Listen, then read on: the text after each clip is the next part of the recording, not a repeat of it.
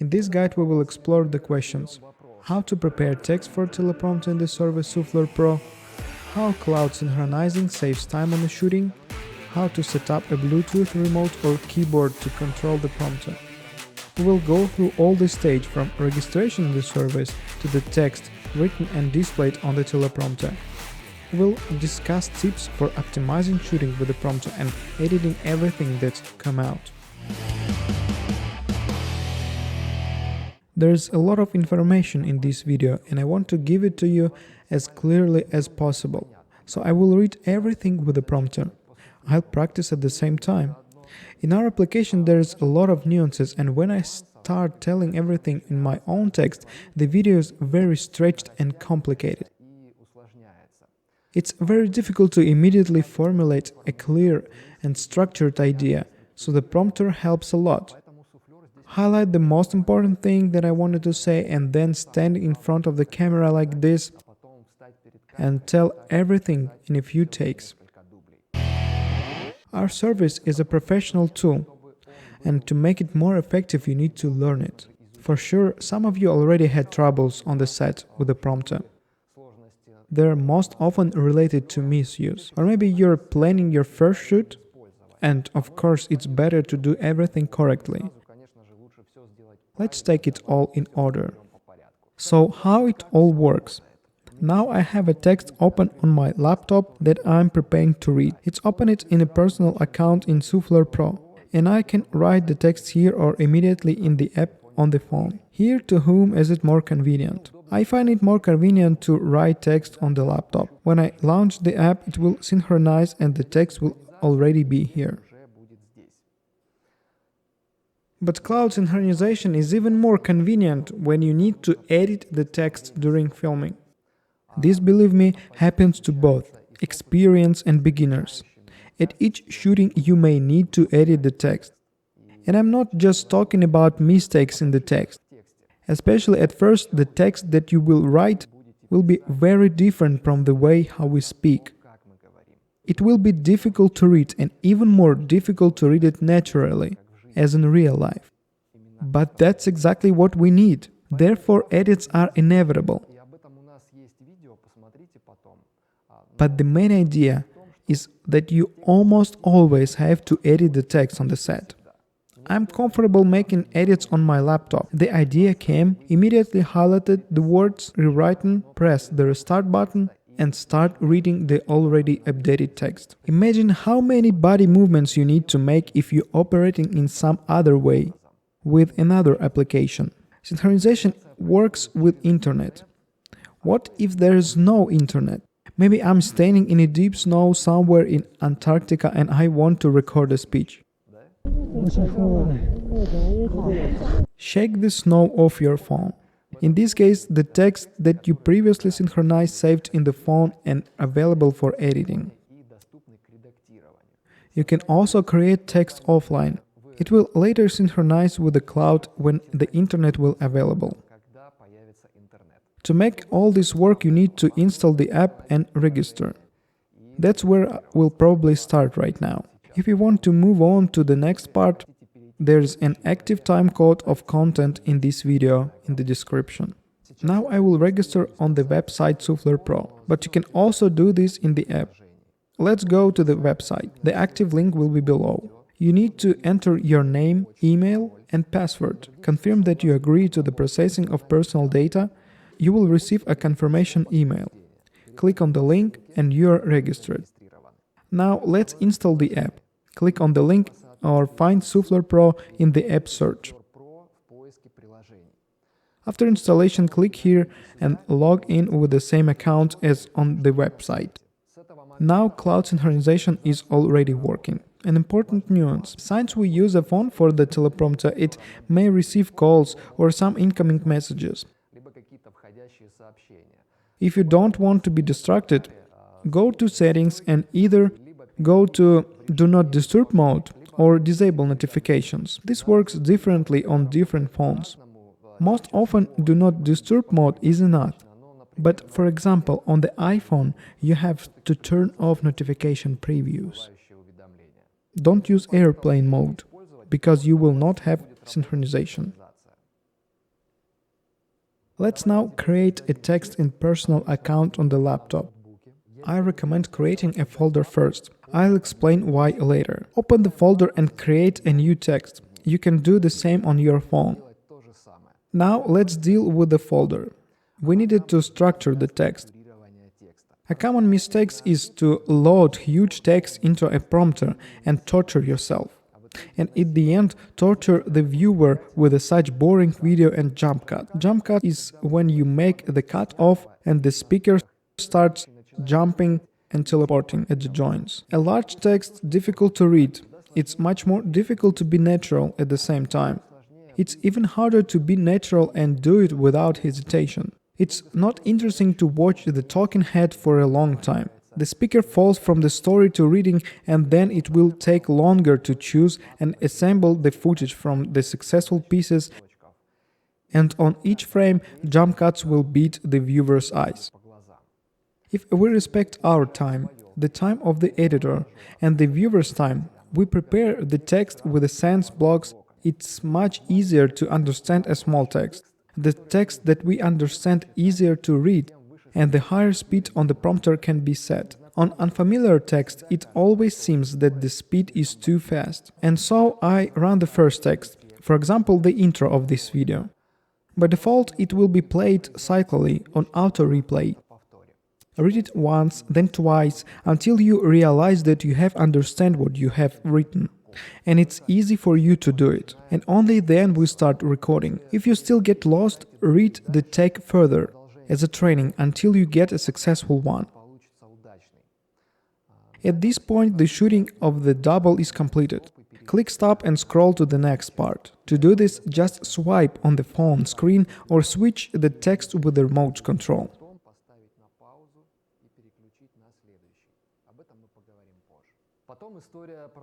Then the story continues. We practice it, shoot, and scroll to the next. Practice it, shoot, and scroll to the next. I often shoot myself, and when I give the memory card for editing, everything is already structured there. Each file corresponds to a segment of the text in the chronology. Each file has one or more takes. Most often the last take is successful. I always try to finish the shooting on the successful version so that the editing goes faster. Therefore, the editor drags all the files on the timeline and starts watching from the last take. If the double is good, he cuts off the excess and goes to the next part. If the take does not good, then he looks previous one. After such a selection of material, the editor gets the video with the best takes, in which remains only to add additional frames. It's believed that a movie is edited 3 times, when the script is written, on the set, and then on the editing. We have the same situation. First we write the text, and if we do it with knowledge, the editing begins to take place at this stage. When you split the text into parts, be guided by what you want to show and what material you have. To make the editing fast and without jump cuts, put the joints where you can show something else besides yourself. Such frames might be illustrations, titles. Between meaning blocks you can put such frames, but do not abuse them. Another good option is if the location of the shooting and the size of the speaker changes. We will make video about this, and if it already exists, the link will be below. We're constantly developing the functionality of the application, and the resorting function is not ready yet. So create subtext immediately in the right order. You can do the same in your phone. Create text and folders here. Editing is available by long pressing. After editing, you can save the changes and return to the text screen, or save and start playback. Playback starts with a short click on the text. Here are the settings that needs quick access. This is the font size and scroll speed. A single tap on the screen sets and removes the pause. You can scroll the text with your finger. Click here to restart and update the text. This is exit of the playback. And on this one, we get to the settings menu. Playback settings. The scroll speed and font size are duplicated here. The start delay allows you to start the timer before playing the text. The timer will turn on every time you restart the text. Padding are needed when your phone is larger than the prompter and you need to fit the text in the reflection of the glass. Font height and text align, I think, does not need an explanation. If you're working with a mirror prompter, you need to mirror the text as well. Loop it play. If the function is not activated, the text will stop at the end. Rotate the text if you need vertical mode. Focus on the center is highlighting of the center of the screen so that your eyes does not shift from the lens. And here you can change the language of the app. All the above featuring are available in the free version of the app. In the paid version, you will be able to connect the remote control.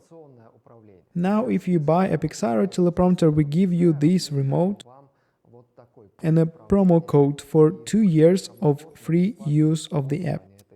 When you activate the subscription, you can connect any other remote control that works on keyboard mode and even use a regular keyboard if it supports your phone or Bluetooth keyboard. Here it's important to understand one nuance. The promo code is linked to your account in the service Sufler.pro. You have to activate it once on your account.